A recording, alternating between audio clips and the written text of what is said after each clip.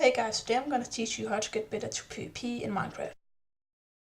First thing you need to know, when you're sprinting and jumping at the same time, you run faster than a normal sprinting enemy. When you do that, you can follow your enemy and hitting them at the same time because you're faster. Tip number 1. When you are in a fight, you can run through the enemy and he has to turn around, and that confuses him. Tip number 2. Jumping around the enemy from side to side makes it hard to hit you.